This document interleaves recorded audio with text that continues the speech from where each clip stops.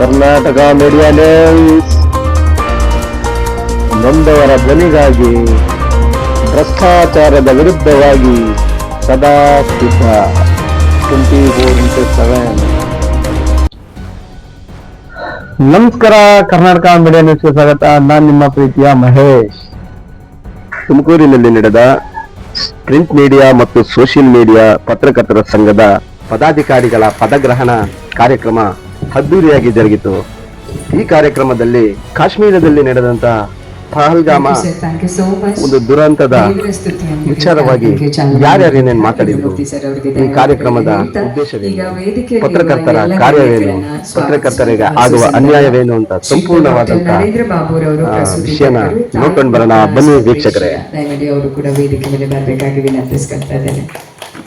ಈಗ ವೇದಿಕೆಯಲ್ಲಿರುವಂತಹ ಎಲ್ಲ ಗಣ್ಯರುಗಳನ್ನ ಸ್ವಾಗತಿಸುವಂತಹ ಸುಸಂದರ್ಭ, ಅದಕ್ಕೆ ಬರಮಾಡ್ಕೊಳ್ತಾ ಇದ್ದೇನೆ. ಶ್ರೀಯುತ KR ಮಂಜುನಾಥ್ ಸರ್, ಸಂಪಾದಕರು, ಹಾಯ್ ತುಮಕೂರು ಪತ್ರಿಕೆ. ಎಲ್ಲರಿಗೂ ನಮಸ್ಕರಿಸುತ್ತಾ, ಇಂದು ಪ್ರಿಂಟ್ ಮೀಡಿಯಾ ಮತ್ತು ಸೋಷಿಯಲ್ ಮೀಡಿಯಾ ಪತ್ರಕರ್ತರ ಸಂಘದ ಪದಗ್ರಹಣ ಸಮಾರಂಭವನ್ನು ಹಮ್ಮಿಕೊಂಡಿದ್ದೀವಿ.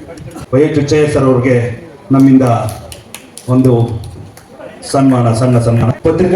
ರಾಜ್ಯ ಪತ್ರಿಕಾ ವಿತರಕರ ಸಂಘದ ರಾಜ್ಯಾಧ್ಯಕ್ಷರಾದ ಶಂಭುಲಿಂಗಯ್ಯ ಸರ್ ಅವರು ಬಂದಿದ್ದಾರೆ. ಅವ್ರಿಗೂ ಕೂಡ ಗೌರವ ಸಮರ್ಪಣೆ ಸಲ್ಲಿಸುತ್ತಾ ಸ್ವಾಗತ ಕೋರುತ್ತೇನೆ.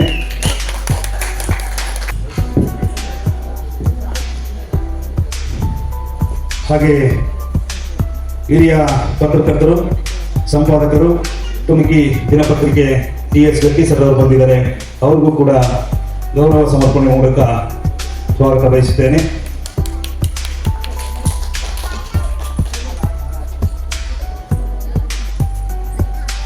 ಮೇಡಮ್ ಶಾಂತಕುಮಾರಿ ಮೇಡಮ್ ಅವರು ಬಂದಿದ್ದಾರೆ. ಪತ್ರಕರ್ತರು, ಬರಹಗಾರರಾಗಿರುವ ಅವರು ನಮ್ಮ ಕಾರ್ಯಕ್ರಮಕ್ಕೆ ಆಗಮಿಸಿದ್ದಾರೆ.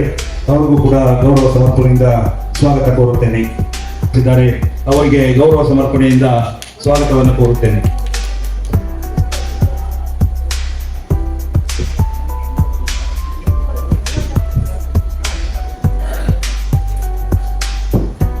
ದಲಿತ ಚಳವಳಿ ಹೋರಾಟಗಾರರು ಆದಂತಹ ಪಾವಗಡ ಶ್ರೀರಾಮ್ ಸರ್ ಅವರಿಗೆ ಗೌರವ ಸಮರ್ಪಣೆಯಿಂದ ಸ್ವಾಗತ ಬಯಸುತ್ತೇನೆ.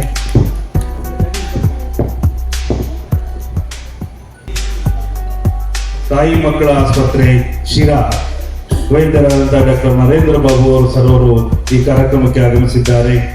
ಅವರು ಸಹ ಗೌರವ ಸಮರ್ಪಣೆಯಿಂದ ಸ್ವಾಗತ ಕೋರುತ್ತೇನೆ. ಹಾಗೆ ವೇದಿಕೆ ಮೇಲೆ ಕೋರುತ್ತೇನೆ. ಹಾಗೆ ಬಂದಿರುವ ಮಾಧ್ಯಮ ಮಿತ್ರರಿಗೆ ಹಾಗೂ ಕಾರ್ಯಕ್ರಮಕ್ಕೆ ನಮ್ಮ ಪ್ರೀತಿಯ ಕರೆಗೆ ಹೋಗ್ಬಿಟ್ಟು ಬಂದಿರುವಂತಹ ಪತ್ರಿಕೆಯ ಪದಾಧಿಕಾರಿಗಳಿಗೂ ಮತ್ತು ಸಾರ್ವಜನಿಕರಿಗೂ ಕೂಡ ಆತ್ಮೀಯವಾಗಿ ಸ್ವಾಗತ ಕೋರುತ್ತಾ, ಇದು ಪ್ರಿಂಟ್ ಮೀಡಿಯಾ ಮತ್ತು ಸೋಷಿಯಲ್ ಮೀಡಿಯಾದ ವಿಶೇಷ. ಇವತ್ತು ಸರ್ಕಾರದಿಂದ ಬರ್ತಕ್ಕಂಥ ಸವಲತ್ತನ್ನ ನಾವೆಲ್ಲ ಹೋರಾಟ ಮಾಡಿ ತೆಗೆದುಕೊಳ್ಬೇಕು. ಇದು ಪತ್ರಿಕೆ ಸಂಘ ಅಂದರೆ ಎಲ್ಲರೂ ಒಂದೇ. ಇದು ಆ ಸಂಘ ಈ ಸಂಘ ಅನ್ನೋದೇನಿಲ್ಲ. ಇದು ನಾವೆಲ್ಲ ಅಣ್ಣ ತಮ್ಮಂದಿರಿದ್ದಾಗ. ಇದು ಪ್ರಿಂಟ್ ಮೀಡಿಯಾ ಮತ್ತು ಸೋಷಿಯಲ್ ಮೀಡಿಯಾದ ಎಲ್ಲ ರಾಜ್ಯದಲ್ಲೂ ಕೂಡ ಇವತ್ತು ಅಲ್ಲಾಡ್ತಿರ್ತಕ್ಕಂಥ ಪ್ರಿಂಟ್ ಮೀಡಿಯಾ ಮತ್ತು ಸೋಷಿಯಲ್ ಮೀಡಿಯಾ, ಇದಕ್ಕೆ ಎಲ್ಲರ ಬೆಂಬಲ ಬೇಕು. ಹಾಗೆ ನನ್ನ ಪದಾಧಿಕಾರಿಗಳು ರಾಜ್ಯ ಮೂಲೆಯಿಂದ 31 ಜಿಲ್ಲೆಯಲ್ಲಿಯೂ ಕೂಡ ಇವತ್ತು ಪ್ರಚಾರ ಆಗಿರ್ತಕ್ಕಂಥದ್ದು. ಈ ವಿಷಯ ಸರ್ಕಾರದಲ್ಲಿ ಏನು ಸಿಗುತ್ತೆ ಅದನ್ನು ಹೋರಾಟ ಮಾಡಿ ನಾನು ಕೊಡಿಸೋದಕ್ಕೆ ನಾನು ಸಿದ್ಧವಾಗಿದ್ದೀನಿ. ನಮ್ಮ ವಿತರಕರ ರಾಜ್ಯ ಅಧ್ಯಕ್ಷರಾದ ಶಂಭುಲಿಂಗಣ್ಣ ಅವರು ನಮ್ಮ ಮಾತಿಗೆ ಹೋಗ್ಬಿಟ್ಟು ಬಂದಿದ್ದಾರೆ. ಅವರು ಕೂಡ ನನ್ನ ಸ್ವಾಗತ. ಅಂದರೆ ಪತ್ರಕರ್ತರ ಉದ್ದೇಶ ಇವತ್ತು ಎಲ್ಲರೂ ನೋಡ್ತಾ ಇದ್ದೀರಿ, ಎಲ್ಲರೂ ಮೀಡಿಯಾದಲ್ಲಿ ಯಾವ ಥರ ಸುದ್ದಿ ಬರ್ತಾ ಇದೆ ಅನ್ನೋದನ್ನ ಖುಷಿ ಆಗ್ತಾ ಇದೆ. ಇವತ್ತು ಪ್ರಿಂಟ್ ಮೀಡಿಯಾದಲ್ಲಿ ಏನು ಸುದ್ದಿ ಬರ್ತಾ ಇದೆ ಅದನ್ನು ನೋಡ್ತಾ ಇದ್ದೀರಿ. ನನಗೆ ಅದೇ ಸಂತೋಷ. ಇದಕ್ಕೆ ಆನಂದಿಸಿ. ಇದೇನ ವಿಚಾರವಾಗಿ ನೀವು ಹೆಚ್ಚು ಹೇಳೋಂಥ ವಿಷಯ ಏನಿಲ್ಲ. ನಮ್ಮ ಅಭಿನಂದನೆ. ಅದರಲ್ಲಿ ತಮ್ಮ ಜೀವನ ತೋರಿದಂತಹ ಎಲ್ಲ ದುರ್ದೈವಿಗಳ ಮನಸ್ಸುಗಳಿಗೆ ಶಾಂತಿಯನ್ನ ಕೊಡುವಂತಹ ಸಮಯ. ನನಗೆ 1 ನಿಮಿಷದ ಮೌನಾಚರಣೆ. ಓಂ ಶಾಂತಿ.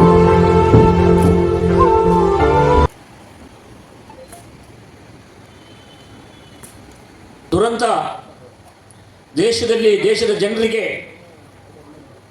ಕಾಶ್ಮೀರದಲ್ಲಿ ನಡೆದಂಥ ಆಘಾತ, ವಿಧ್ವಂಸಕ ಕೃತ್ಯ, ನರಬಲಿ, ಉಗ್ರರಿಂದ ನಡೆದಿರುವಂಥ ನರಬಲಿ ಅಂತ ಪರಿಸ್ಥಿತಿ ಆಗಿದೆ. ಸನ್ಮಾನ್ಯ ಬಂಧುಗಳೇ, ಪ್ರಜಾಪ್ರಭುತ್ವ ವ್ಯವಸ್ಥೆಯಲ್ಲಿ ಆಡಳಿತದಲ್ಲಿ ಹೇಗೆ ಶಾಸಕಾಂಗ, ಕಾರ್ಯಾಂಗ, ನ್ಯಾಯಾಂಗ ಇವು ಮೂರು ಹೇಗೆ ಈ ಸಮಾಜವನ್ನು ನಡೆಸ್ಕೊಂಡು ಹೋಗ್ತಾ ಇದೆಯೋ ಹಾಗೆ ಇವುಗಳೆಲ್ಲವನ್ನೂ ಕೂಡ ಸೂಕ್ಷ್ಮವಾಗಿ ಗಮನಿಸಿ ಒಳ್ಳೆಯ ವಿಚಾರಗಳನ್ನು ಸಮಾಜಕ್ಕೆ ತಿಳಿಸಿ ಲೋಪದೋಷಗಳನ್ನು ಸರಿಪಡಿಸಿ ಸ್ವಚ್ಛ ಸಮಾಜ ನಿರ್ಮಾಣಕ್ಕೆ ಮತ್ತು ಉತ್ತಮ ಸಮಾಜದ ನಿರ್ಮಾಣಕ್ಕೆ ಈ ಮಾಧ್ಯಮದ ಅಂಗವೂ ಕೂಡ 4ನೇ ಅಂಗ. ಮೊದಲನೇದು ಶಾಸಕಾಂಗ. ನಾವು ಹೇಗೆ ಏನು ಬಾಬಾ ಸಾಹೇಬ್ ಬಿ ಆರ್ ಅಂಬೇಡ್ಕರ್ ಅವರು ಕೊಟ್ಟಿರುವಂಥ ಸಂವಿಧಾನದ ರೀತಿಯ ಶಾಸಕಾಂಗ ಯಾವ ರೀತಿ ಕೆಲಸ ಮಾಡಬೇಕು, ಕಾರ್ಯಾಂಗ ಯಾವ ರೀತಿ ಕೆಲಸ ಮಾಡಬೇಕು, ನ್ಯಾಯಾಂಗ ಯಾವ ರೀತಿ ಕೆಲಸ ಮಾಡಬೇಕು ಅನ್ನುವಂಥ ವ್ಯವಸ್ಥೆಯಲ್ಲಿ ಆಗಿರುವಂಥ ಬದಲಾವಣೆಗಳನ್ನು, ಆಗಿರುವಂಥ ಪ್ರಗತಿಯನ್ನು, ಆಗಿರುವಂಥ ಅಭಿವೃದ್ಧಿಯನ್ನು ಈ ಮಾಧ್ಯಮ ಸೂಕ್ಷ್ಮವಾಗಿ ಗಮನಿಸಿ ಅದರ ಒಳ್ಳೆಯ ವಿಚಾರಗಳನ್ನು ಸಮಾಜಕ್ಕೆ ತಲುಪಿಸಿ ಲೋಪದೋಷಗಳನ್ನು ಸರಿಪಡಿಸಿ ಕೆಟ್ಟ ವಿಚಾರಗಳನ್ನು ಖಂಡಿಸಿ ಜನರನ್ನು ಕಣ್ತೆರೆಸುವುದೇ ಈ 4ನೇ ಅಂಗ ಮಾಧ್ಯಮಾಂಗ. ಅದು ಪ್ರಿಂಟ್ ಮೀಡಿಯಾ ಇರ್ಬೋದು ಅಥವಾ ದೃಶ್ಯ ಮಾಧ್ಯಮ ಇರ್ಬೋದು, ಇನ್ಯಾವುದೇ ಸೋಷಿಯಲ್ ಮೀಡಿಯಾ ಇರ್ಬೋದು. ಇವತ್ತು ಸೋಷಿಯಲ್ ಮೀಡಿಯಾ, ಪ್ರಿಂಟ್ ಮೀಡಿಯಾ, ದೃಶ್ಯ ಮಾಧ್ಯಮಗಳೆಲ್ಲವೂ ಕೂಡ ಬಹಳ ಪಾರದರ್ಶಕವಾಗಿ ಕೆಲಸ ಮಾಡ್ತಾ ಇವೆ. ಹಾಗೆಯೇ ಇವು ಟ್ರಾನ್ಸ್ಪರೆಂಟ್ ಆಗಿ ಕೆಲಸ ಮಾಡೋದ್ರ ಜೊತೆಗೆ, ಪಾರದರ್ಶಕವಾಗಿ ಕೆಲಸ ಮಾಡೋದ್ರ ಜೊತೆಗೆ ಬಹಳ ವೇಗವಾಗಿ ಜನರನ್ನ ತಲುಪ್ತಾ ಇವೆ. ಇವತ್ತು ಪ್ರಪಂಚದ ಯಾವುದೇ ಮೂಲೆಯಲ್ಲಿ ನಡೆಯುವಂಥ ಘಟನೆಗಳನ್ನು ಒಂದೇ ಒಂದು ನಿಮಿಷದಲ್ಲಿ ಪ್ರಪಂಚದ ಮೂಲೆಗೂ ಕೂಡ ತಲುಪಿಸುವಂಥ ಸಾಮಾಜಿಕ ಜಾಲತಾಣ ಮತ್ತು ದೃಶ್ಯ ಮಾಧ್ಯಮ ಮಾಡ್ತಾ ಇದೆ. ಸಾಮಾಜಿಕ ಜಾಲತಾಣ ಮತ್ತು ದೃಶ್ಯ ಮಾಧ್ಯಮ ಪ್ರಪಂಚದ ಯಾವುದೇ ಮೂಲೆಯಲ್ಲಿ, ಯಾವುದೇ ದೇಶದಲ್ಲಿ ನಡೆಯುವಂಥ ಘಟನೆಗಳನ್ನು ಒಂದೇ ಒಂದು ನಿಮಿಷದಲ್ಲಿ ಪ್ರಪಂಚ ಎಲ್ಲವನ್ನೂ ಕಾಣುವಂತಹ ರೀತಿಯಲ್ಲಿ ಪಾರದರ್ಶಕವಾಗಿ ಕೆಲಸ ಮಾಡ್ತಾ ಇದೆ. ಇಂತಹ ಒಂದು ಮಾಧ್ಯಮ ಅಭಿವೃದ್ಧಿಶೀಲ ರಾಷ್ಟ್ರಗಳಿಗೆ, ಬದಲಾವಣೆ ಹೊಂದುತ್ತಿರುವಂತಹ ಸಮಾಜಕ್ಕೆ ತೀರಾ ಅಗತ್ಯ ಇದೆ. ನಾನು ಹೇಳಬೇಕೋ ಬೇಡವೋ ಗೊತ್ತಿಲ್ಲ, ಆದರೂ ಅದನ್ನು ತಮ್ಮ ಗಮನಕ್ಕೆ ತರ್ತೇನೆ. ಆದರೆ ಮಾಧ್ಯಮದಲ್ಲೂ ಕೂಡ ಸ್ವಲ್ಪ ವ್ಯತ್ಯಾಸ ಆದರೆ, ಸೂಕ್ಷ್ಮವಾದಂಥ ಕಣ್ಣಿನಿಂದ ಗಮನಿಸ್ತೇ ಜವಾಬ್ದಾರಿಯುತವಾಗಿ ನಡ್ಕೊಳ್ಳದೇ ಇದ್ರೆ ಆಗುವಂಥ ಅನಾಹುತ ಅಷ್ಟಿಷ್ಟಲ್ಲ. ಅದನ್ನು ಕೂಡ ನಾವು ಸೂಕ್ಷ್ಮವಾಗಿ ಗಮನಿಸಬೇಕಾಗ್ತದೆ. ಈ ಮಾಧ್ಯಮವೂ ಕೂಡ ನಡೆಸುವಂಥವ್ರು ಇರ್ಬೋದು, ದೃಶ್ಯ ಮಾಧ್ಯಮ ಇರ್ಬೋದು ಅಥವಾ ಸೋಷಿಯಲ್ ಮೀಡಿಯಾ ಇರ್ಬೋದು, ಇವರೆಲ್ಲರೂ ಕೂಡ ತುಂಬ ಜವಾಬ್ದಾರಿಯಿಂದ ನಡ್ಕೊಂಡಾಗ ಮಾತ್ರ ಇದಕ್ಕೆ ಬಹಳ ಬೆಲೆ ಸಿಗ್ತದೆ. ಆದರೆ ಸಣ್ಣ ಪತ್ರಿಕೆಗಳು, ಪ್ರಿಂಟ್ ಮೀಡಿಯಾ ಅಂತ ತಾವು ಏನು ಹೇಳ್ತಿದ್ದೀವಿ, ಸಣ್ಣ ಪತ್ರಿಕೆಗಳು ಬಹಳ ಕಷ್ಟದಲ್ಲಿ ನಡೀತಾ ಇವೆ. ಕಷ್ಟ ಇದೆ. ಸಣ್ಣ ಪತ್ರಿಕೆಗಳನ್ನು ಮುದ್ರಿಸಿ ಹಂಚಿ ಜನರಿಗೆ ವಿಷಯಗಳನ್ನು ತಲುಪಿಸುವಂಥದ್ದು ಬಹಳ ಕಷ್ಟದ ಕೆಲಸ ಇದೆ. ಈ ದೊಡ್ಡ ದೊಡ್ಡ ಪತ್ರಿಕೆಗಳು ಬಹಳ ಚೆನ್ನಾಗಿ ನಡೆಸುವಂಥದ್ದು ಒಂದು ಕಾಲದಿಂದ ಪ್ರಾರಂಭ ಆಗ್ಬಿಟ್ಟು ಅವು ಬಹಳ ಬಲಿಷ್ಠವಾಗಿವೆ. ಆದರೆ ಸಮಾಜಕ್ಕೆ ಏನಾದರೂ ಕೊಡಬೇಕು, ಸಮಾಜವನ್ನು ಬದಲಾವಣೆ ತರಬೇಕು, ನಾನೇನಾದರೂ ಈ ಸಮಾಜಕ್ಕೆ ಒಂದು ಕೆಲಸ ಮಾಡಬೇಕು ಅಂತ ಅನ್ನೋ ಉದಾತ್ತ ಧ್ಯೇಯವನ್ನು ಇಟ್ಕೊಂಡಿರುವಂಥ, ಮನಸ್ಸಿನ ಬೇಗುದಿಯನ್ನು ಹೊರಹಾಕುವಂಥ, ಅನ್ಯಾಯವನ್ನು ಖಂಡಿಸುವಂಥ ಕೆಲಸವನ್ನು ನಾನು ಮಾಡ್ತೀನಿ ಅಂತ ಏನಾದರೂ ಈ ಸಣ್ಣ ಪುಟ್ಟ ಪತ್ರಿಕೆಗಳನ್ನು ನಡೆಸುವಂಥವ್ರಿಗೆ ಬಹಳ ಕಷ್ಟ ಇದೆ, ನಡೆಸೋದೇ ಕಷ್ಟ ಇದೆ. ಇದರಿಂದ ಅನೇಕ ಅಡ್ಡದಾರಿಗಳನ್ನ ಹಿಡಿದು ಪತ್ರಿಕಾ ರಂಗಕ್ಕೆ ಅಪಮಾನ ಪಡಿಸುವಂಥ ಕೃತ್ಯಗಳು ಕೂಡ ನಡೀತವೆ. ಆದ್ದರಿಂದ ಆದರೂ ವಿತರಕರು, ನನಗೆ ಅಯ್ಯೋ ಅನ್ಸುತ್ತೆ, ನಮ್ಮ ಮನೆಗೆ ಬೆಳಗ್ಗೆ ಪೇಪರ್ ತಂದು ಹಾಕ್ತಾರಲ್ಲ, ಪ್ರತಿಯೊಂದು ಮನೆಗೂ ಹೋಗಿ ಹಂಚೋಂಥ ವಿತರಕರು ಇರ್ತಾರಲ್ಲ, ಅವರ ಬದುಕು ಹಂಚೋದು ಅವರ ಕರ್ತವ್ಯ ಒಪ್ಕೊಳ್ಳೋಣ, ಅಷ್ಟು ಕಡಿಮೆ ಸಂಪಾದನೆಯಲ್ಲಿ ತನ್ನ ಬದುಕಿಗೋಸ್ಕರ ವಿತರಣೆ ಮಾಡೋದಿದೆಯಲ್ಲ, ಅದ್ರ ಬಗ್ಗೆ ನಾವು ಗಂಭೀರವಾಗಿ ಯೋಚನೆ ಮಾಡಬೇಕಾಗ್ತದೆ. ಏನು ಸಿಗುತ್ತೆ ಅವನಿಗೆ? ಏನು ಸಿಗೋದು ಮುಖ್ಯ ಅಲ್ಲ, ಅವನಿಗೆ ಸಿಕ್ಕಿದ್ದಾದ್ರೂ ಸಾಕು, ಗಂಜಿಗಾದ್ರೆ ಸಾಕು. ಇನ್ನು ಬಹಳ ಕೆಳ ಮಟ್ಟದ ಮಾತನ್ನು ನಾನು ಯೋಚನೆ ಮಾಡುವಂಥದ್ದು, ನಾನು ಇವತ್ತು ಹಾಲಿಗಾರ ಅಥವಾ ನನ್ನ ಮಗನಿಗೆ ರಿಕ್ಷಾ ಚಾರ್ಜು ಶಾಲೆಗೆ ಕಳ್ಸೋಕ್ಕೆ, ಇಲ್ಲ ಮನೆಗೆ ತರಕಾರಿಗೆ, ಅಷ್ಟಾದರೂ ಸಿಕ್ಕಿದ್ರು ಸಾಕು ವಿತರಣೆ ಮಾಡ್ತೀನಿ ಅಂತ ಅನ್ನೋ ಸ್ಥಿತಿನಲ್ಲಿ ವಿತರಕ ಇದ್ದಾನೆ ಅಂದರೆ ಅದ್ರ ಬಗ್ಗೆ ನಾವು ಯೋಚನೆ ಮಾಡಬೇಕಾಗ್ತದೆ. ನಾವು ಖುಷಿಯಾಗಿ ತಗೊಂಡು ಪತ್ರಿಕೆ ಓದ್ತೀವಿ, ನಮ್ಮ ಮನೆಗೆ ಬರೋ ಪತ್ರಿಕೆಗಳಲ್ಲಿ ಇರೋದು ಓದ್ತಿರ್ತೀವಿ. ಅಷ್ಟೇ ಅಲ್ಲ, ಅದನ್ನು ವಿತರಣೆ ಮಾಡುವಂಥವನ ಬೆವರ ನೀರು ಸೈಕಲ್ ಹೊಡೆದು ಓಡಾಡಿ ಎಸಿತಾ ಇರ್ತಾನಲ್ಲ, ಅದ್ರ ಬಗ್ಗೆ ಕೂಡ ನಾವು ಯೋಚನೆ ಮಾಡಬೇಕು. ನಾನು ಈಗಾಗಲೇ ಇದರ ಜವಾಬ್ದಾರಿ ಪ್ರಿಂಟ್ ಮೀಡಿಯಾ ಮತ್ತು ಸೋಷಿಯಲ್ ಮೀಡಿಯಾ ಪತ್ರಕರ್ತರ ಸಂಘದ ಕಾರ್ಯಕಾರಿ ಮಂಡಳಿಯವರಿಗೆ ಪದಗ್ರಹಣವನ್ನು ನೆರವೇರಿಸ್ತಾ ಇದ್ದೇವೆ. ದಯಮಾಡಿ ನಾನು ಒಬ್ಬೊಬ್ಬರ ಹೆಸರನ್ನ ಹೇಳ್ತಾ ಹೋಗ್ತೇನೆ. ದಯಮಾಡಿ ಅವರು ವೇದಿಕೆ ಮೇಲೆ ಬರಬೇಕಾಗಿ ವಿನಂತಿಸ್ಕೊಳ್ತಾ ಇದ್ದೇನೆ. ಹಾಗೆ ವೇದಿಕೆಯಲ್ಲಿ ಇರುವಂತಹ ಗಣ್ಯರುಗಳು ಅವರಿಗೆ ನಮ್ಮ ಹೂವಿನ ರಾಣಿ ಅಂತಲೇ ಹೇಳುವಂತಹ ಗುಲಾಬಿಯನ್ನು ಕೊಟ್ಟು ಅವರಿಗೆ ಅಭಿನಂದನೆಗಳನ್ನು ಸೂಚಿಸಿ, ಹಾಗೆ ನಮ್ಮ ಸಂವಿಧಾನ ಶಿಲ್ಪಿಗಳಾಗಿರುವಂತಹ ಡಾಕ್ಟರ್ BR ಅಂಬೇಡ್ಕರ್ ಅವರ ಭಾವಚಿತ್ರಕ್ಕೆ ಪುಷ್ಪಾರ್ಚನೆಯನ್ನು ಮಾಡುವುದರ ಮೂಲಕ ಪದಗ್ರಹಣ ಕಾರ್ಯಕ್ರಮವನ್ನು ನೆರವೇರಿಸ್ತಾ ಇದ್ದೇವೆ.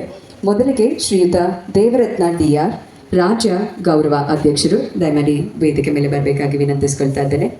ಶ್ರೀಯುತ ದೇವರತ್ನ DR ಅವರು, ಅವರ ನಂತರ ಶ್ರೀಯುತ CD ಕೃಷ್ಣಮೂರ್ತಿ ಸರ್ ರಾಜ್ಯಾಧ್ಯಕ್ಷರು, ಮಾತೂರ್ ವಾಸುದೇವರವರು ರಾಜ್ಯ ಉಪಾಧ್ಯಕ್ಷರಾಗಿ, ಶ್ರೀಯುತ ಕುಮಾರಸ್ವಾಮಿ ಚೀಕೇರವರು ರಾಜ್ಯ ಕಾರ್ಯದರ್ಶಿಯಾಗಿ, ಶ್ರೀಯುತ ಚಂದ್ರಶೇಖರ್ D ಮಾಜಿ ಸೈನಿಕರು ರಾಜ್ಯ ಖಜಾಂಚಿಗಳಾಗಿ, ಶ್ರೀಯುತ ಜಗದೀಶ್ B ರವರು ನಿರ್ದೇಶಕರು, ಶ್ರೀಯುತ ಹಟ್ಟಯ್ಯ N ರವರು ನಿರ್ದೇಶಕರಾಗಿ, ಶ್ರೀಯುತ ಬಿಟ್ಟಸಂದ್ರ ಗುರುಸಿದ್ದಯ್ಯನವರು ನಿರ್ದೇಶಕರಾಗಿ, ಶ್ರೀಯುತ ನಟರಾಜುರವರು GL ನಿರ್ದೇಶಕರು, ಶ್ರೀಯುತ ಕುನಿಗಲ್ R ಮಂಜುನಾಥ್ ರವರು ಜಿಲ್ಲಾಧ್ಯಕ್ಷರಾಗಿ, ಶ್ರೀಯುತ ಹೇಮಂತ್ ಕುಮಾರ್ ರವರು ಜಿಲ್ಲಾ ಉಪಾಧ್ಯಕ್ಷರಾಗಿ, ಹಾಗೂ ಶ್ರೀಯುತ CV ಮೋಹನ್ ರವರು ಜಿಲ್ಲಾ ಕಾರ್ಯದರ್ಶಿಗಳಾಗಿ, ಇವರೆಲ್ಲರ ಕಾರ್ಯಕಾರಿ ಮಂಡಳಿ ಪ್ರಿಂಟ್ ಮೀಡಿಯಾ ಮತ್ತು ಸೋಷಿಯಲ್ ಮೀಡಿಯಾ ಪತ್ರಕರ್ತರ ಸಂಘ ಅವರೆಲ್ಲರೂ BR ಅಂಬೇಡ್ಕರ್ ಅವರ ಭಾವಚಿತ್ರಕ್ಕೆ ಪುಷ್ಪಾರ್ಚನೆಯನ್ನ ನೆರವೇರಿಸುವುದರ ಮೂಲಕ ಪದಗ್ರಹಣವನ್ನ ಸ್ವೀಕರಿಸಬೇಕು. ಹಾಗೆ ವೇದಿಕೆಯ ಗಣ್ಯರುಗಳು ಅವರೊಟ್ಟಿಗೆ ಭಾಗಿಯಾಗಬೇಕಾಗಿ ವಿನಂತಿಸ್ಕೊಳ್ತಾ ಇದ್ದೇನೆ. ಇರುವ ಗಣ್ಯರುಗಳು ಪದಗ್ರಹಣವನ್ನ ಸ್ವೀಕರಿಸಿದಂಥವರಿಗೆ ಪುಷ್ಪವನ್ನ ಗುಲಾಬಿಯನ್ನು ಕೊಡುವುದರ ಮೂಲಕ ಅವರಿಗೆ ಅಭಿನಂದನೆಗಳನ್ನು ನೀಡಬೇಕಾಗಿ ವಿನಂತಿಸ್ತಾ ಇದ್ದೇನೆ.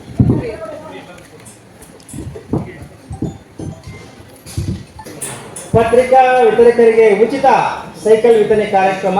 ಶ್ರೇಷ್ಠ ರಾಜಕಾರಣಿ ಮತ್ತು ಮಾಜಿ ಜಿಲ್ಲಾ ಪಂಚಾಯತಿ ಅಧ್ಯಕ್ಷರು, ಹುಟ್ಟು ಹೋರಾಟಗಾರರಾಗಿರುವ ಶ್ರೀಯುತ ವೈ ಚುಚ್ಚೆ ಸರ್ ಅವರೇ, ಅದೇ ರೀತಿ ಕೇವಲ ನಾವು ಇಷ್ಟವರೆಗೂ ಚಿದಾನಂದ ಸರ್ಗೆ ಏನೋ ಒಳ್ಳೆ ದಾನ ಮಾಡಿ ಹೆಸರು ಮಾಡ್ಕೊಂಡಿದ್ದಾರೆ ಅಂದ್ಕೊಂಡಿದ್ದೆ. ವೆರಿ ಗುಡ್ ಸ್ಪೀಕರ್, ಎಷ್ಟು ಚೆನ್ನಾಗಿ ಮಾತಾಡಿದ್ರು ನೋಡಿ ಅವರು. ಚಿದಾನಂದ ಸಾರು ಅಷ್ಟು ಚೆನ್ನಾಗಿ ಮಾತಾಡೋದು ನಾನು ಎಂದು ಅಂದ್ಕೊಂಡಿರಲಿಲ್ಲ. ಯಾಕಂದರೆ ಜಾಸ್ತಿ ದಾನ ಮಾಡೋರು ಮಾತಾಡೋದು ಕಡಿಮೆ, ಆದರೆ ಅರ್ಥಗರ್ಭಿತವಾದ ವಿಷಯಗಳು. ಮತ್ತು ಈ ಸಂದರ್ಭಕ್ಕೆ ಏನು ಪ್ರಿಂಟ್ ಮೀಡಿಯಾ ಮತ್ತು ಸೋಷಿಯಲ್ ಮೀಡಿಯಾ ಪತ್ರಕರ್ತರ ಸಂಘದ ಜವಾಬ್ದಾರಿಯನ್ನು ಭಾಳ ಅರ್ಥೈಸಿದರು. ಭಾಳ ಹೆಮ್ಮೆ ಅನಿಸುತ್ತಲ್ವಾ? ಒಂದು ಚಪ್ಪಾಳೆ ಹೊಡಿ ಅವ್ರಿಗೆ.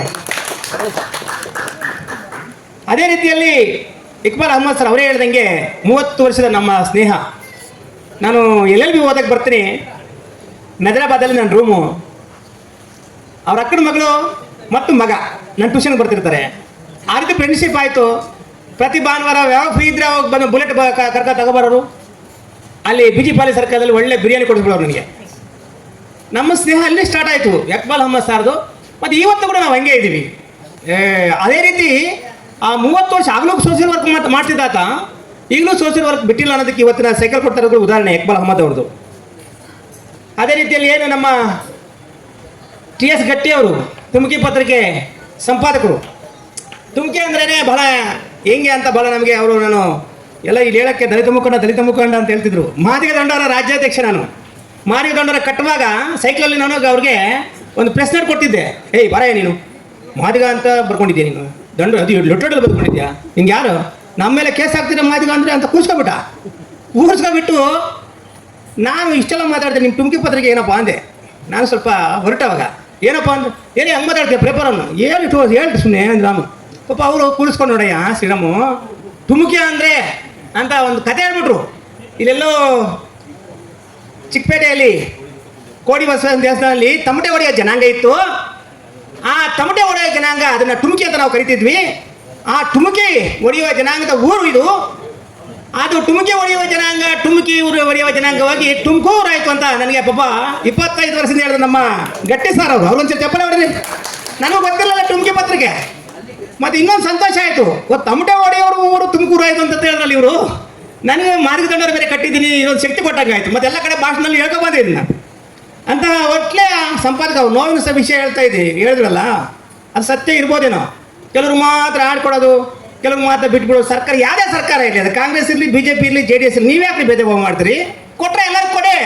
ಅದು ಸಣ್ಣ ಪತ್ರಿಕೆ ಆಗಲಿ ದೊಡ್ಡ ಪತ್ರಿಕೆ ಆಗಲಿ, ಒಬ್ಬರು ಕೊಡೋದು ನಿಮ್ಗೆ ಬೇಕಾದವ್ರು ಕೊಡೋದು, ನಿಮ್ಗೆ ಬೇಕಾದ್ರೆ ಬಿಟ್ಕೊಂಡ್ರೆ ತಪ್ಪಾಗುತ್ತಲ್ವಾ? ಪಾಪ ನೋವಿಂದ ಹೇಳ್ಕೊಳ್ತಾ ಇದ್ರು ಅವರು. ನಾನು ನಿಮ್ಮ ಪರವಾಗಿದ್ದೀನಿ ಸರ್, ನಿಮ್ಮಂತ ನೋವಾದಾಗ ನಾವು ಪರವಾಗಿರ್ತೀವಿ.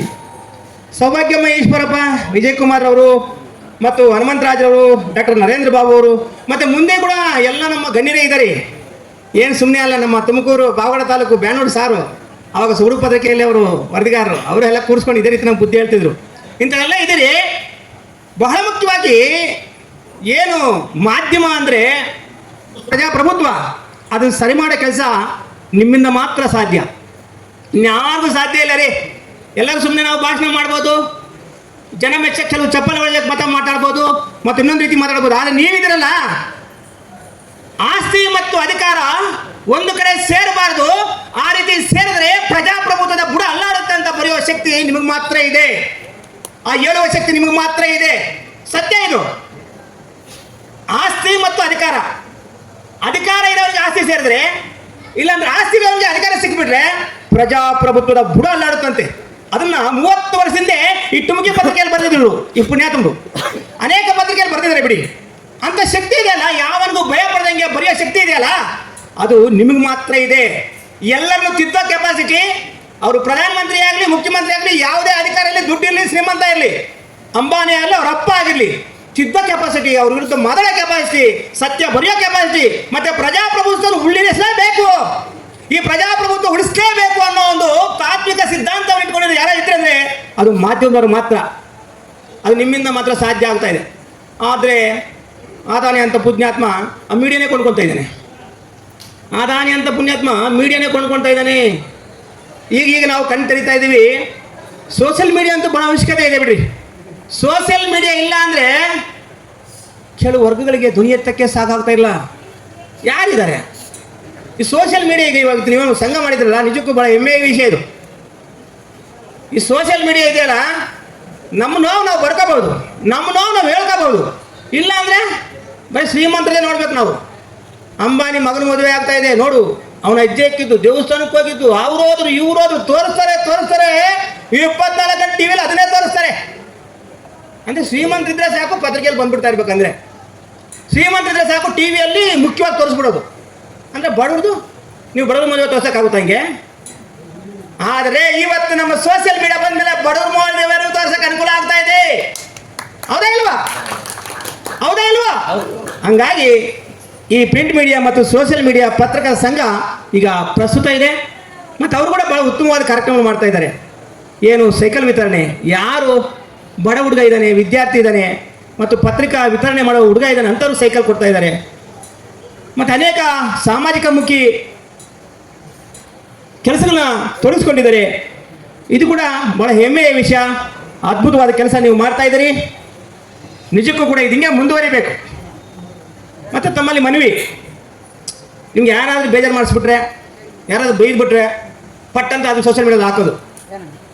ಸ್ವಲ್ಪ ಯೋಚನೆ ಮಾಡ್ಬೇಕು ನಾವು. ಇವನು ಪ್ರಜಾಪ್ರಭುತ್ವ ಉಳಿಸೋಕ್ಕಿದ್ದಾನ ಇಲ್ವಾ? ಸಂಬಂಧಗಳಿಂದ ಇದನ್ನ ದುಡ್ಡು ಮಾಡ್ತಾ ಇದ್ದಾನ, ಬೇರೆ ಬೇರೆ ಮಾಫಿಯನ್ನು ದುಡ್ಡು ಮಾಡ್ತಾ ಇದ್ದಾನ, ತೆಹಲಕಾಗಂತ ದುಡ್ಡು ಬಂದೈತೆ ನೋಡ್ಕೋಬೇಕು. ಕಷ್ಟಪಟ್ಟು ದುಡ್ದವಂದು ಒಂದೇ, ಕಷ್ಟಪಟ್ಟು ದುಡಿತಾ ಇರ್ತಾರಲ್ಲ ಅವ್ರದ್ದು ಒಂದೇ, ಆ ರೀತಿ ಬಂದವ್ರದ್ದು ಒಂದೇ ಮಾಡಬಾರ್ದು. ಮೀಡಿಯಾ ಇದೆ, ಸೋಷಿಯಲ್ ಮೀಡಿಯಾ ಇದೆ, ನಾವು ಹೆಂಗೆ ಬಳಸ್ಕೋಬೇಕು? ಪ್ರಜಾಪ್ರಭುತ್ವ ಉಳಿಸೋಕೆ ಯಾರು ಹೋರಾಟ ಮಾಡ್ತಾರೆ ಅವ್ರು ಹೈಲೈಟ್ ಮಾಡಬೇಕಪ್ಪ. ಯಾರು ಪ್ರಜಾಪ್ರಭುತ್ವ ಉಳಿಸೋ ತಂಡದಲ್ಲಿ ನೀವು ಸಿಕ್ಕಿರ್ತೀರಿ, ನಿಮಗೂ ಏನೋ ಒಂದು ಮಿಸ್ಟೇಕ್ ಇದ್ದಪ್ಪ ಸರಿ ಮಾಡೋಕೆ ಒಂದು ಮಾತಾಡಿದ್ರೆ ಇವನು ಸರಿ ಇಲ್ಲ ಅಂತ ಇವನ ಬಗ್ಗೆನೂ ಬರೆಯೋದು. ಅವಾಗ ಏನು ಅನಿಸುತ್ತೆ? ಯಾರು ಹೋರಾಟ ಮಾಡ್ತಾರೆ? ಬಡವರ ಬಗ್ಗೆ ಯಾರು ಮಾಡ್ತಾರೆ, ಕಾರ್ಮಿಕರ ಬಗ್ಗೆ ಯಾರು ಹೋರಾಟ ಮಾಡ್ತಾರೆ, ಮಹಿಳೆಯರ ಬಗ್ಗೆ ಯಾರು ಹೋರಾಟ ಮಾಡ್ತಾರೆ? ಈ ಪ್ರಜಾಪ್ರಭುತ್ವ ಉಳಿಸಿರಲ್ಲ ನಾವು ಉಳಿಯೋದು. ಯಾರು ಬೇಕಾಗಿದೆ ಪ್ರಜಾಪ್ರಭುತ್ವ ಅನ್ನೋ ಮಟ್ಟಕ್ಕಾಗಿದೆ. ನಾನು ಪ್ರಧಾನಮಂತ್ರಿ ಆದರೆ ಸಾಕು, ನಾನು CM ಆದರೆ ಸಾಕು, ನಮ್ಮ ಜಾತಿಯವರು CM ಆದರೆ ಸಾಕು, ನಮ್ಮ ಜಾತಿಯವರು ಪ್ರಧಾನಮಂತ್ರಿ ಸಾಕು ಅನ್ನೋ ಪರಿಸ್ಥಿತಿ ಇದೆಯಪ್ಪ ಸ್ವಾಮಿ. ಎಲ್ಲರದು ಅಷ್ಟೇ, ಯಾರೇನು ಕಡಿಮೆ ಇಲ್ಲ. ನಮ್ಮ ಜಾತಿಯವರು CM ಆಗಬೇಕು, ಹಾಕೋಣ ಓಟು ಒಂದು ಕಡೆ. ಇಲ್ಲ ನಮ್ಮ ಜಾತಿಯವರು CM ಆಗಬೇಕು, ಹಾಕೋಣ ಇನ್ನೊಂದು ಕಡೆ ಓಟು. ಹಿಂಗಾಗಿದೆ. ನಿಜ ಅನ್ಸಲ್ವ ಇದು? ಈ ರಾಜ್ಯದಲ್ಲಿ, ಈ ದೇಶದಲ್ಲಿ ನಡೀತಾ ಇಲ್ವಾ? ಸತ್ಯ ಇದು. ಅದು ಪ್ರಜಾಪ್ರಭುತ್ವ ಹಾಳಾಗುತ್ತಾ ಉಳಿಯುತ್ತಾ, ಇವ್ನು ಹೆಂಗೆ ಏನಂತ ಗೊತ್ತು ನೋಡೋದೇನ ನಾವು ಹಂಗೆ ಮಾಡ್ತಾ ಇದ್ದೀವಿ. ಇದನ್ನ ಯಾರು ತಿಂತಾರದು? ನಮ್ಮ ಮಾಧ್ಯಮದವರೇ ತಿದ್ದಬೇಕಾಗುತ್ತೆ. ಅದು ನಿಮ್ಮಿಂದ ಮಾತ್ರ ಸಾಧ್ಯ. ಜಾತಿ ಮುಖ ನೋಡಬೇಡ್ರಿ, ಭಿನ್ನೆ ಬೇರೆ ಇನ್ಯಾವುದು ನೋಡಬೇಡ್ರಿ. ಅವನು ಪ್ರಾಮಾಣಿಕವಾಗಿದ್ದಾನ ಅಂತವ್ನು CM ಆಗಲಿ, ಅವನು ಪ್ರಾಮಾಣಿಕವಾಗಿದ್ದಾನ ಅಂತವ್ನು ಪ್ರಧಾನಮಂತ್ರಿ ಆಗಲಿ, ಅಂತ ಸರ್ಕಾರ ಬರಲಿ ಅನ್ನೋದು ತೀರ್ಮಾನ ತಗೊಳ್ಳೋದು, ಜನರನ್ನು ಮೋಟಿವೇಟ್ ಮಾಡೋ ಕೆಪಾಸಿಟಿ, ಶಕ್ತಿ ಅದು ನಿಮ್ಮಿಂದ ಮಾತ್ರ, ಇನ್ನು ಬೇರೆ ಯಾರಿಂದಲೂ ಸಾಧ್ಯ ಇಲ್ಲ ಅಂತ ನಾನು ಘಂಟಾಘೋಷವಾಗಿ ಹೇಳಕ್ಕೆ ನಾನು ಸಿದ್ಧಪಡ್ತೀನಿ. ನೀವು ಮಾಡ್ತಾ ಇದ್ದೀರಿ, ನಮ್ಗೆ ಸಂತೋಷ ಆಗಿದೆ.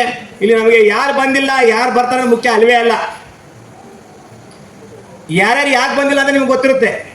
ಅವ್ರು ಬಂದರೆ ಇವ್ರ ಹೆಸರು ಹಾಕೋದು ಬೇಡ, ನಾವು ಏನೇನೋ ಟೆಕ್ನಿಕ್ ಮಾಡ್ತೀವಿ, ಇವ್ರ ಹೆಸರು ಹಾಕಿದ್ರೆ ಬರಲ್ಲ ಅಂತ ಪ್ಲಾನ್ ಮಾಡಿರ್ತೀವಿ, ಆದ್ರೂ ಕೂಡ ಬಂದಿಲ್ಲ. ನೀವು ಯಾರ ಹೆಸರು ಬಿಟ್ರ ಅವರೇ ಬರ್ತಾರೆ, ನೀವು ಯಾರ ಹೆಸರು ಕೆಳಗಡೆ ಹಾಕ್ತಾರ ಅವರೇ ಬರ್ತಾರೆ. ನೀವು ಸುಮ್ಮನೆ ದೊಡ್ಡ ದೊಡ್ಡವ್ರು ಹಾಕ್ಸ್ಕೊಡ್ತೀವಿ, ಅಲ್ಲವೇ ಅಲ್ಲ. ದೊಡ್ಡವ್ರನ್ನ ಬಿಂಬಿಸಿ ದೊಡ್ಡ ದೊಡ್ಡವ್ರು ಆಗಿದ್ದಾರೆ, ಅದು ಬೇಡ. ನಿಜವಾದ ಕಾರ್ಮಿಕ ಆಗಿದ್ದಾರೆ, ಯಾರು ನಿಜವಾದ ಹೋರಾಟಗಾರ ಇದ್ದಾರೆ, ಯಾರು ನಿಜವಾದ ಪತ್ರಕರ್ತ ಇದ್ದಾರೆ, ಅವ್ರಿಗೆ ಸನ್ಮಾನಿಸಿ, ಅವ್ರನ್ನ ಗೌರವಿಸಿ. ನೋಡಿ, ಎಷ್ಟೋ ಜನ ಇಲ್ಲಿ ಪುಸ್ತಕಗಳು ಬಿಡುಗಡೆ ಮಾಡ್ತಾರೆ. ಎಕ್ಸಾಂಪಲ್ ಹೇಳ್ತಾ ಇದ್ದೀನಿ, ಇಲ್ಲಿ ಪುಸ್ತಕ ಬಿಡುಗಡೆ ಸಮಾರಂಭ ಇಟ್ಕೊಂಡಿದ್ದಾರೆ. ಇಲ್ಲಿ ಒಂದು 100 ಪುಸ್ತಕ ಬಿಡುಗಡೆ ಸಮಾರಂಭ ಬಂದಿರ್ತೀನಿ ನಾನು. ನೋಡಿ ಸರ್, ಯಾರು ಮುಖ್ಯಸ್ಥ ಬೇಕಾಗಿರಲ್ಲ. ಅವ್ರು ಏನು ಅಂದ್ಕೊಂಡಿರ್ತಾರೆ, 5 ಜನ ಇರಲಿ, ಅವರು ಪತ್ರಕರ್ತ ಇರಲಿ, ವರದಿಗಾರ ಇರಲಿ, ಇಲ್ಲಾಂದ್ರೆ ಒಬ್ಬ ಲೇಖಕ ಇರಲಿ, ಒಬ್ಬ ಲೆಕ್ಚರರ್ ಇರಲಿ, ಆ 5 ಜನ ಸೀಟ್ ಹಾಕಿರ್ತಾರೆ ಅಷ್ಟೇ. 5 ಜನ ಕೂತ್ಕೊಂಡಿರ್ತಾರೆ. ಇನ್ವಿಟೇಷನ್ ಅದೇ ಇರುತ್ತೆ, ವೇದಿಕೆ ಅವರೇ ಇರ್ತಾರೆ. ಇನ್ನು ಯಾರು VIP ಬಂದವರು ವೇದಿಕೆ ಕೂರ್ಸಲ್ಲ ಅವರು. ಅದು ನೋಡಿ ಗಮನಿಸ್ಬೇಕು ನಾವು. ಅದು ಹೆಂಗಿರ್ತಪ್ಪ ಅಂದ್ರೆ, ಅಷ್ಟಕ್ಕೆ ಗೌರವ. ಮಂತ್ರಿ ಇರಲಿ, ಇನ್ನೊಬ್ರು ಇರಲಿ, ಅವರಲ್ಲೇ ಕೆಳಗಡೆ ಕೂತ್ಕೋಬೇಕು. ಇನ್ನೊಬ್ರು ಇರಲಿ, ಇನ್ನ ಏನೋ ಶ್ರೀಮಂತ ಹಂಗೆ ಕೂರಿಸಿರ್ತಾರೆ. ಅದು ನಾವು ರೂಢಿಸ್ಕೋಬೇಕಾಗುತ್ತೆ. ಅದರಲ್ಲೂ ಕೂಡ ನಾವು ಮೀಡಿಯಾದವರಿಲ್ಲ, ಇದನ್ನು ಕಂಪಲ್ಸರಿ ಫಾಲೋ ಮಾಡಬೇಕು. ಇದಕ್ಕೋಸ್ಕರ ನಮ್ಮ ಪ್ರಶ್ನೆ ಇಲ್ಲ. ನಾವು ಕರಿತೀವ ಅಂತ ಬರ್ಬೇಕು, ಅವ್ರು ಬರಲ್ಲ ಅಂತ ಗೊತ್ತಾರೆ, ಕರಿಯೋದೇ ಬೇಡ, ಇನ್ವಿಟೇಷನ್ ಹಾಕೋದೇ ಬೇಡ. ನಮ್ಗೆ ಅವಮಾನ ಆಗುತ್ತೆ. ಇವತ್ತು ಇನ್ವಿಟೇಷನಲ್ಲಿ ಪಾಪ ಸರು ನಿಮ್ಮ ನೆಮ್ಮದಿಗೋಸ್ಕರ, ನಿಮ್ಮ ಮನಶಾಂತಿಗೋಸ್ಕರ ಪಾಪ ಪುಲ್ಮ ಅವ್ರೇನೋ ದಾಳಿ ಆಗಿದೆ ಕಾಶ್ಮೀರದಲ್ಲಿ, ಅದಕ್ಕೆ ಭಾಗ ಬಂದಿಲ್ಲ. ಇವ್ರು ದಾಳಿ ಆಗಕ್ಕೆ ಸಮಾಧಾನ ಮಾಡಕ್ಕೆ ಹೋದ್ರೆ ಎಲ್ಲರ ನಿಜ ಹೇಳಿ ನೋಡೋಣ. ಅಲ್ಲಿಗೆ ಹೋಗ್ಬಿಟ್ರೆ ಕಾಶ್ಮೀರಕ್ಕೆ ಇವರು ಸಮಾಧಾನ ಮಾಡೋಕ್ಕೆ ಎಷ್ಟು ಜನ? ಅದಕ್ಕೆ ನಾವು ಯಾಮರ್ಸೋದು ಬೇಡ, ತಾಳ್ಮೆ ಆಗಿರೋದು ಬೇಡ. ನಿಜ ಹಿಂಗೆ ಮಾಡೋಣ. ಹಿಂಗೆ ಮಾಡಿದ್ರೆ ಅದು ಸತ್ಯ ಆಗುತ್ತೆ. ನಮ್ಮ ಮಧ್ಯದಲ್ಲಿ ಎಂಟು ಜನ ಒಳ್ಳೆಯವರು ಇರ್ತಾರೆ, ಅವ್ರು ಗುರುಸೋಣ, ಅವ್ರ ಮೇಲೆ ಕೆತ್ತೋಣ. ಈಗ ಚಿದಾನಂದ ಸಾರು ಎಷ್ಟು ಚೆನ್ನಾಗಿ ಮಾತಾಡ್ದು ಹೇಳಿ. ನಮ್ಮ ಇಕ್ಬಾಲ್ ಸರ್ ಹೇಳಿದ್ರೆ ಒಳ್ಳೆ ಮಾಹಿತಿ ಅಲ್ವಾ? ಅದು ಒಳ್ಳೆ ಮಾಹಿತಿ ಹೌದಾ ಅಲ್ವಾ? 31 ವರ್ಷ ನಾನು ನೋಡಿದ್ದೀನಿ, 31 ವರ್ಷ ತುಮಕೂರು ಬಂದಲ್ಲಿ ನೋಡಿದ್ದೀನಿ, ಅವ್ರ ಏರಿಯಾದಲ್ಲಿ ಇದ್ದೀನಿ. ಯಾವತ್ತೂ ಕೂಡ ಹಿಂದೂ ಮುಸ್ಲಿಂ ಬಾಯ್ ಅಂತ ಹೊರತು, ನಾನು ಇಂಡಿಯನ್ ಅಂತ ಹೇಳ್ಕೊಂಡೆ ಹೊರತು ಎಲ್ಲೂ ಕೂಡ ಅಪಸ್ವರ ಇಲ್ವೇ ಇಲ್ಲಪ್ಪ. ನಾವು ಕಂಡಿದ್ದೀವಿ. ಎಷ್ಟು ಸ್ಪಷ್ಟವಾಗಿ ಆ ಮಾತು ಹೇಳಿದ್ರಲ್ಲ, ಸ್ವೀಕಾರ ಮಾಡೋಣ, ಎತ್ತು ಕಟ್ಟೋದೇ ಬೇಡವೇ ಬೇಡ. ಎತ್ತು ಕಟ್ಟಿ ಏನೋ ಮಾಡಕ್ಕೆ ಹೋಗಿ ಈ ಪ್ರಜಾಪ್ರಭುತ್ವ ನಾಳು ಮಾಡೋದು ಬೇಡವೇ ಬೇಡ. ಪ್ರಜಾಪ್ರಭುತ್ವ ಮನಸ್ಸಲ್ಲಿ ಯಾರಿದ್ದಾರೆ ಅವ್ರು ಸ್ವೀಕಾರ ಮಾಡೋಣ. ಅವ್ರು ಹಿಂದೂ ಆಗಲಿ, ಮುಸ್ಲಿಂ ಆಗಲಿ, ಇನ್ನು ಯಾವುದೇ ಜಾತಿ ಆಗಲಿ, ಅದು ಸ್ವೀಕಾರ ಮಾಡೋ ಕೆಲಸ ನಾವು ಮಾಡಬೇಕೇ ಹೊರತು ಅದಕ್ಕೆ ಇನ್ನೊಂದು ಕಟ್ಬಿಡೋದು. ಇವು ನೋಡಿ ಏನೇನು ಆಗ್ತಾ ಇದ್ದಾವೆ, ಇದೆಲ್ಲ ಪ್ರಜಾಪ್ರಭುತ್ವದ ಬುಡ ಅಲ್ಲಾಡಿಸೋ ಕೆಲಸಗಳು. ಎಲ್ಲಿವರೆಗೂ ನಡೀತಾವೋ ಅಲ್ಲಿವರೆಗೂ ನಮಗೆ ವ್ಯವಸ್ಥೆ ಸರಿ ಹೋಗಲ್ಲ. ವೈದ್ಯುತಿ ಹೇಳಿದ್ರು, ಏನಂತ ಹೇಳಿದ್ರು, 75% ಸಂಪತ್ತು ಒಂದು ಕಡೆ ಆಗ್ಬಿಟ್ಟಿದೆ. ಸಂಪತ್ತು ಯಾರಿಗಾಗಿದೆ? 25%ಗೆ ಹೋಗಿದೆ. ಇನ್ನು 75% ಜನ ಬಾಯ್ ಬಿಡ್ತಾರೆ. ಇವತ್ತು ಸಿಕ್ಕಿಲ್ಲ ಅವರಿಗೆ, ಮೂಲಭೂತ ಸೌಕರ್ಯ ಸಿಕ್ಕಿಲ್ಲ. ಭಾರತೀಯ ಸಂಪತ್ತು ಸಮಾಜ ಭಾಗ ಆಗಿಲ್ಲ. ಎಲ್ಲ ಸಂಪತ್ತು ಭಾಗ ಆಗಬೇಕು ಅಂತ ಹೇಳಿದೆ ಸಂವಿಧಾನದಲ್ಲಿ. ಸರ್ವರಿಗೂ ಸಮಪಾಲು ಅಂತ ಹೇಳೋದು. ಸರ್ವರಿಗೂ ಸಮಪಾಲು ಅಂತ ಸಂವಿಧಾನದಲ್ಲಿ ಹೇಳಿ, ಮೂಲಭೂತ ಹಕ್ಕುಗಳು ಪ್ರತಿಯೊಬ್ಬರು ಸಿಗಬೇಕು ಅಂತ ಹೇಳಿ, ಮೂಲಭೂತ ಸೌಕರ್ಯ ಪ್ರತಿಯೊಬ್ಬರು ಸಿಗಬೇಕು ಅಂತ ಹೇಳಿ ಇವತ್ತು ಉಚ್ಚಾರ ಹೇಳಿದ್ರಲ್ಲ. ಇನ್ನು ಎಷ್ಟು ಜನ ನಮ್ಮ ಜಿಲ್ಲೆಯಲ್ಲಿ ಮನೆ ಇಲ್ಲ? 31 ಜಿಲ್ಲೆಯಲ್ಲಿ ಎಷ್ಟು ಜನಕ್ಕೆ ಮನೆ ಇಲ್ಲ, ಎಷ್ಟು ಜನಕ್ಕೆ ಊಟ ಇಲ್ಲ, ಎಷ್ಟು ಜನಕ್ಕೆ ವಿದ್ಯೆ ಇಲ್ಲ. 41 ಲಕ್ಷ ಜನ ಇವತ್ತು ಕೂಡ ವಲಸೆ ಕಾರ್ಮಿಕರಿದ್ದಾರೆ. ಆ 41 ಲಕ್ಷ ವಲಸೆ ಕಾರ್ಮಿಕರಿಗೆ ಮನೆ ಇಲ್ಲ, ಅವ್ರ ಮಕ್ಕಳಿಗೆ ವಿದ್ಯಾಭ್ಯಾಸ ಇಲ್ಲ. ಇಷ್ಟೆಲ್ಲ ಇದೆ. ಇದನ್ನೆಲ್ಲ ಸರಿಪಡಿಸೋ ಕೆಲಸ ಯಾರಾದ್ರೂ ಮಾಡ್ತಾರಪ್ಪ ಅಂದ್ರೆ ಅದು ನಮ್ಮ ಮಾಧ್ಯಮದವರು ಮಾತ್ರ ಮಾಡ್ತಿದ್ದಾರೆ. ಅವರಿಂದನೇ ಇದೆಲ್ಲ ಬದಲಾವಣೆ ಆಗ್ತಾ ಇದೆ. ನಾನು ನಂಬ್ತಿದ್ದೀನಿ ಸರ್ಕಾರ ಕೂಡ ಹೆಚ್ಚಿನ ಕೂಡ ಕೆಪಾಸಿಟಿ ಯಾರಾದ್ರೂ ಇದೆ ಅಂದ್ರೆ ಅದು ಮಾಧ್ಯಮದ ಅನ್ನೋದೇ ಅಂತ ಹೇಳ್ತಾ ನಾನು ಮಾತು ಮುಗಿಸ್ತಾ ಇದ್ದೀನಿ.